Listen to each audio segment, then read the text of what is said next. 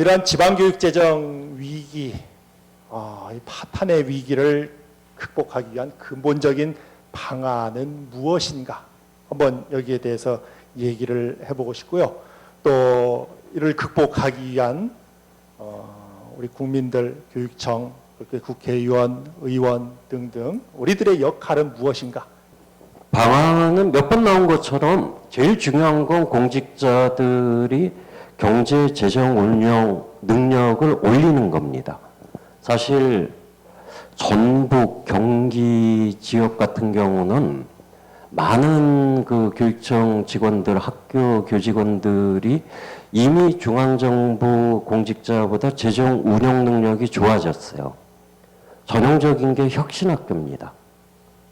혁신학교는 교직원은 굉장히 어렵게 준비해야 하지만 교육청은 교직원을 믿고 매년 재량 예산을 어디는 1억 원, 어디는 3천만 원 이렇게 교부하죠. 그러면 교직원들 자기 재량으로 우리 학교에 정말 잘 맞을 사업을 골라서 집행합니다. 그 결과 대구 경북에서도 혁신학교 프로그램을 하는 학교가 생겼어요. 항상 매년 수천 개 시범학교, 연구학교가 교육부가 지정을 했지만 기간이 끝나고 전파된 경우를 찾아보긴 어렵습니다. 이게 정책과 재정을 운영하는 역량도 이제 특정 사업에 있어서는 시도가 높아졌다 하는 걸 알 수 있는데요. 중앙정부, 국회도 경제, 재정, 운영 능력을 국민 눈높이 요구 정도로 빨리 높여야 되고요. 시도 교육감님들도 당연히 그 교육감 협의회를 통해서 교육부가 제시하는 의지에 끌려가지 말고 교육부 장관 임기보다 교육감 임기가 훨씬 깁니다. 정말 10년, 20년 앞 내다보면서 우리 교육 어떻게 바꾸자 하는 걸 교육감님들 단단히 합의하시고요. 그리고 정말 학교 민주주의, 시민교육 이런 것도 중요합니다. 그러니까 지금 교육재정 위기를 갖고 온 거의 모든 공직자가 초중고 졸업생이에요. 초중고 때 이런 걸 못 배운 겁니다. 그래서 지금 민주시민교육도 강화를 하고 있지만 초등학교는 초등학교, 고등학교는 고등학교에 맞춰서 현대 선진국은 조세와 재정에 대해서 정말 민주시민이 기본적으로 알아야 될 소양, 이런 건 교육도 하고 토론도 할 수 있는 기회, 이걸 주는 게 좋고요. 최소한 전북교육청이 굉장히 앞서서 학생 교직원 제한 예산을 지금 하시죠. 암만 어려워도 학교에서 학생 제한 예산 같은 걸 민주시민 교육과정으로 하시면 좋습니다. 단 예산 20만 원, 30만 원을 한 5팀을 주더라도 학생 동아리 반별로 제한하게 하고 같이 기획하고 학생들이 투표하고 결정되면 학생들이 교직원 도움받아서 직접 집행하게. 단 실현 가능성이 있는지 기술적인 건 교직원이 지원을 해야겠죠. 그걸 전국 학교가 하고 나면 아마 10년, 20년 안에 다시는 한국 사회에 최근처럼 무능무책임한 공직자는 사라질 겁니다. 그러니까 북유럽이 아니라 예를 들어서 독일 같은 나라도 다 그 길을 갔어요.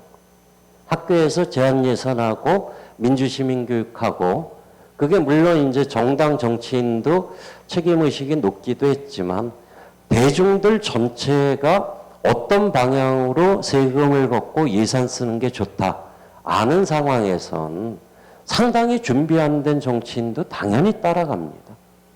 그런 걸 한번 학교에서도 고민하면 좋을 것 같습니다. 예, 교육청이나 국회 차원에서 이런 교육 투자 확대 그 요구하는 바들이 있죠. 예, 아까 질문자도 GDP 대비 6% 이런 얘기도 했었습니다만 이런 내용들에 대해서 좀 말씀 좀 해주시죠.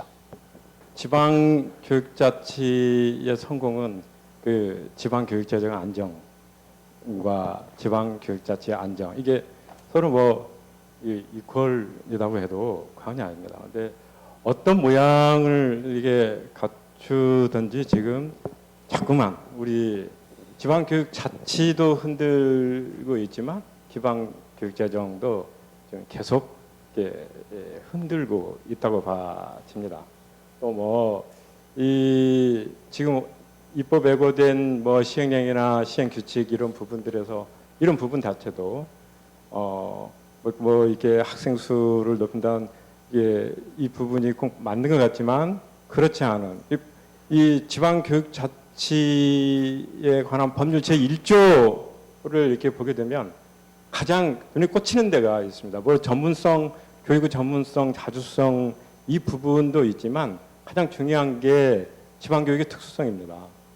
이 지방교육 자치에 관한 법률 제1조 목적 자체가 보면 지방교육의 특수성을 살려야 된다는 거죠. 일종의 지방마다의 어떤 그 다양성 있는 이런 교육들, 뭐 우리 교육청의 혁신학교 같은 이런 부분들, 지방마다 특색 있는 이런 교육과정을 운영하는 것이 지방교육 자치에 관한 법률의 1조인데 이걸 운영하려면 재정이 안정적으로 뒷받침이 되어야 한다는 거죠.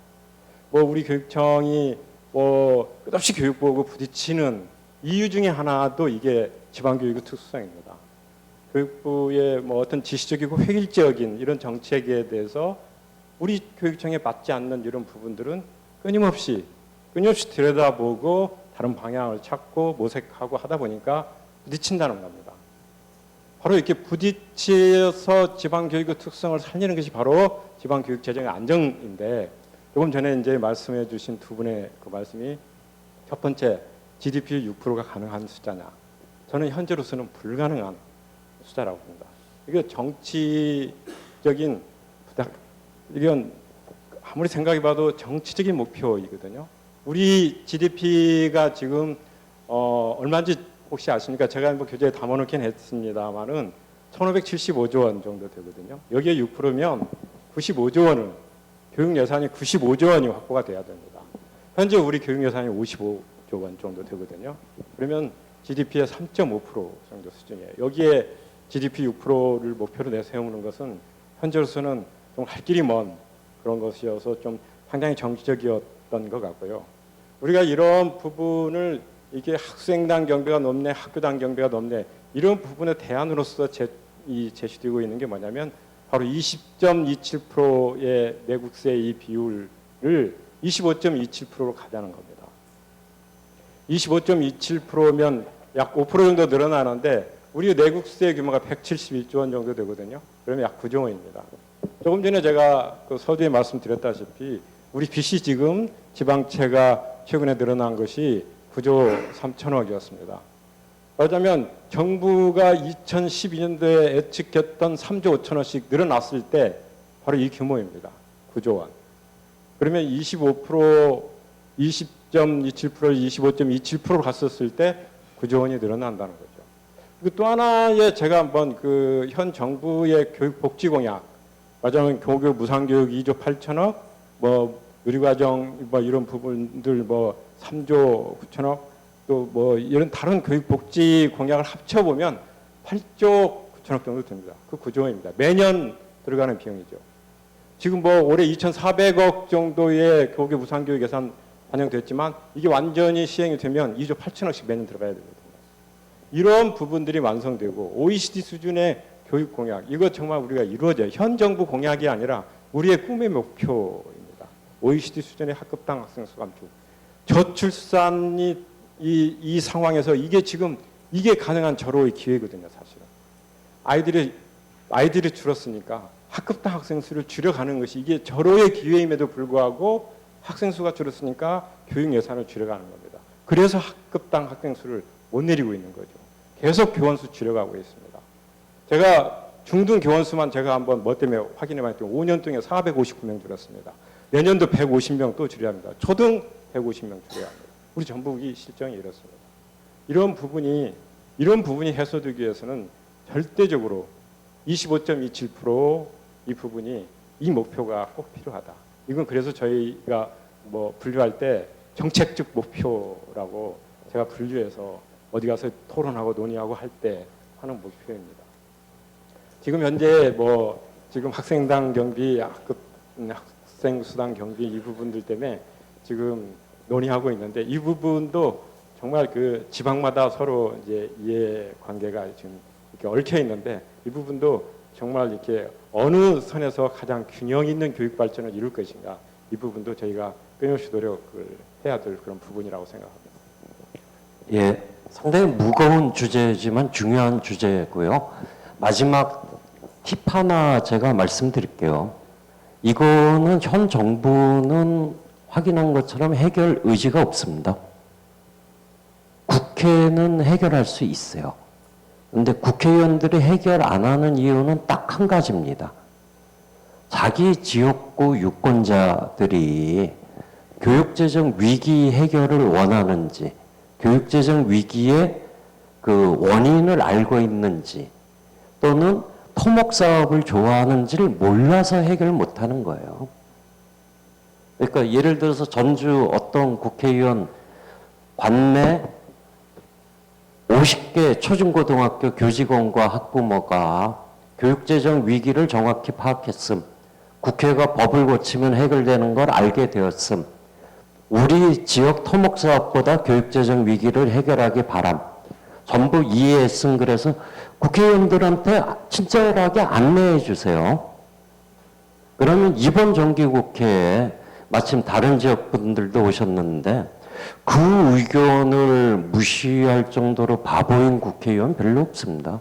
그러니까 뭐 국회의원이나 정부를 비판할 건 비판해야 되는데 이 해결책만 따지면 최근 국회의원들 움직이는 거 보면 여전히 교육계 대부분은 교육재정 위기의 본질도 잘 모르고 있는 것 같아.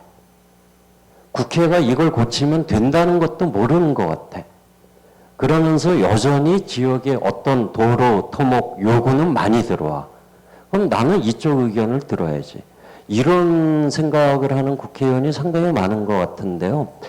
제가 보기엔 의외로 이제 교육계에서 교육재정 위기의 본질과 해법까지 상당히 아는 분들이 많아진 것 같고요.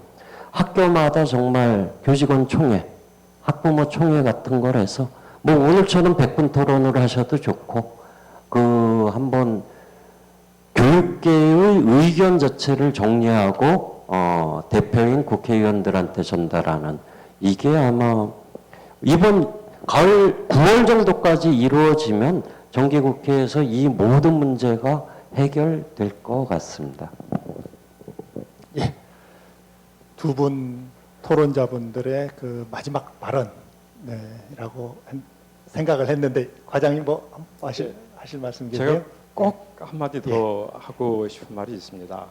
이런 국가재정전략회의나 그 기재부의 수혜 논리나 또 학생 수 경비 올리는 거나 이런 거 보면 가장 압박을 받고 있는 게 소규모학교입니다. 소규모학교 통폐합의 압박 수단이거든요. 사실은 소규모학교 통폐합을 할 것인가 말 것인가의 권한은 시도교육감에게 있기 때문에 안 하면 됩니다. 안 하면 되는데 이 부분에 재정적으로 너무나 압박이 되어진다는 거죠. 결국은 많은 과제나 논문이나 이런 걸 살펴보면 농어촌의 소규모 학교가 통폐합되면 농어촌은 황폐화된다. 이런 누구나 이구동성으로 이걸 주장을 합니다. 그런데 이렇게 재정 압박이 돼서 소규모 학교 통폐합을 압박을 받고 있음에도 불구하고 우리 농촌, 우리 농민들 체감하지 못합니다. 이 부분이 너무나 안타깝거든요. 그래서 우리들 오늘 농촌에 오신 교장 선생님 이런 부분들 보면 이 부분에 통폐합 얘기는 없지만 이 부분이 바로 재정 압박이 들어오면 올수록 통폐합 압박이 심해진다는 겁니다. 농어촌 학교의 통폐합 학교가 없어지면 그 학교가 황폐화되는 거. 이 부분은 어느 연구자나 똑같이 이구동성으로 내놓는 논리입니다. 이 부분들은 우리 교육의 논리가 아니라 농촌 활성화의 논리이기도 한다는 겁니다. 그래서 이 부분은 꼭 역으로 제가 한번 또 이렇게 부탁을 드리는 바입니다. 좀 많은 관심과 이 부분에 대한 그 대응을 함께 해주셨으면 좋겠습니다. 고맙습니다. 굉장히 오늘 내용들이 유익했다라고 생각이 되는데요. 여러분들 지방교육 재정의 위기 잘 인식하시고 오늘 얘기했었던 이러한 내용들이 좀 더 주변에 공론화가 되어서 우리 교육 재정의 중요성에 대해서 잘 알게 될 수 있는 그러한 계기가 되었으면 좋겠습니다. 오늘 대담 토론 이상 마치겠습니다. 고맙습니다.